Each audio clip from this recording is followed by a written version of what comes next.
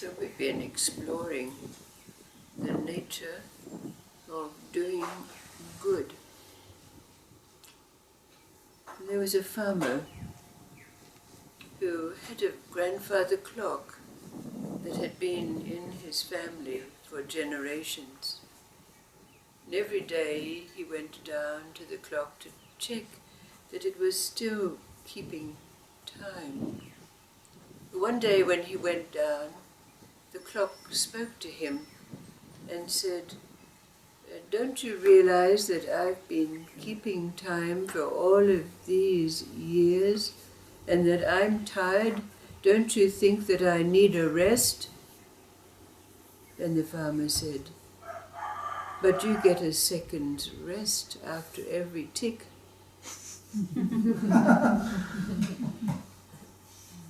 And the clock said, "Oh," and it never spoke or it never complained, ever again.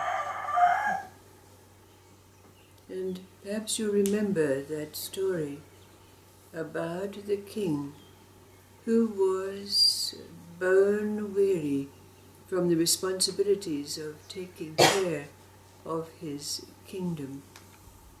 At night he tossed and turned with the burden of all of those psychic things that had come during the day. And in the daytime he was totally consumed by the responsibilities of the affairs of state and running his kingdom. So in a state of total weariness and despair, he had heard that there was a great saintly sage living in the forest at the edge of his kingdom. So he set out to seek the counsel of this saint. And when he arrived, after unburdening himself to the sage said, "It's very simple.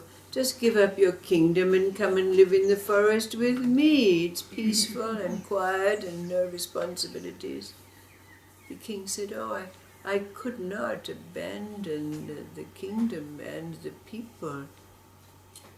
So the sage thought for a moment and then said to the king, "Well, hand your kingdom over to me. I will take care of it." And in that moment, the king felt that a great burden had been lifted from his spirit, his heart, his body. And he said, "Well, I'll go straight back to my palace now and pack up my family and leave it for you." And the sage said, "Oh, I'm not coming to live in the palace. My work is here in the forest." And the king said, "Well, who will take care of the kingdom?" "Oh," said the sage, "well, choose one of your advisors to take over the responsibilities, and I'll take care of everything from here." And the king said, but nobody knows the running of the kingdom like I do." "Oh," said the sage, "well, do you want the job?"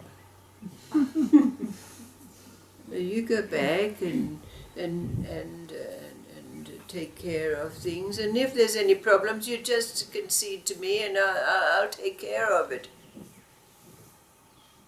So the king went back to his kingdom, but he never ever did need to seek the counsel of the old saint or the sage, because he knew the running of the kingdom. It was prosperous, it was doing well, and it continued to do so under his care.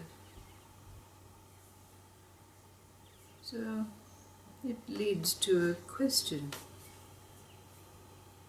Can you pinpoint the moment when you stopped being a do-gooder and just started doing good?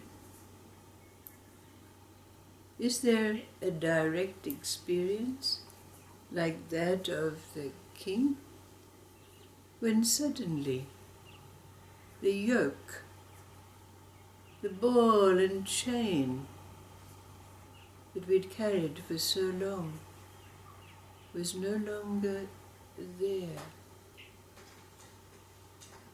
Like that story of the woodchopper before enlightenment, chopping wood and carrying water, and after enlightenment, chopping wood and carrying water. What's your story? Can you recall the moment, the aha moment, when suddenly there was no longer any need to being a do-gooder, and started just to do good?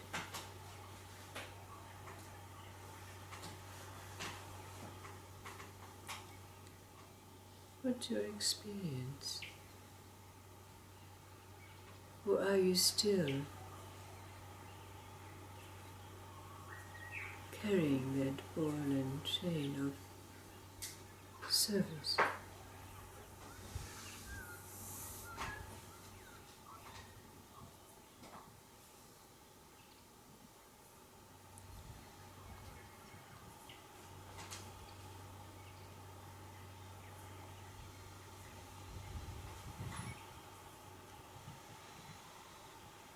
What does it mean?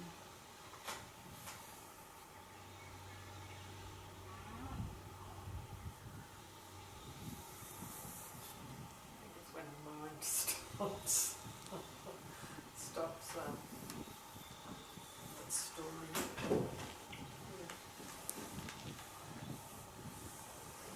Can you remember the moment when it happened for you? I think it's just recent. Or maybe it's happened in stages. You know. Okay. I think it's happened, a little bit by little bit, but yeah, I think it's sort of pretty recent really, that I just do what I do. Like a thread that's got thinner and Yes. broken. Yes. And it's just not getting caught up in the story. And can you recall that there was a moment when you let out a great sigh or something of that nature that pinpoints these? If there was, I've forgotten. Well, with this event that I've been putting a lot into in the last leading up months, I've found that there's been a lot of those moments because I forget again. I go back into the doing and the list and it's like there's effort into it, and then just all of a sudden a realization comes through, like I am like pushing this and the universe is not flowing with the efforts and energy that I'm putting in. And when that realization comes in, it's just like breathing into the moment and the next thing always arises anyway, whether the effort of the mind is there or not, but it's just much more flowing and pleasant and just beingness by allowing the things to arise. Like just I stopped in Quran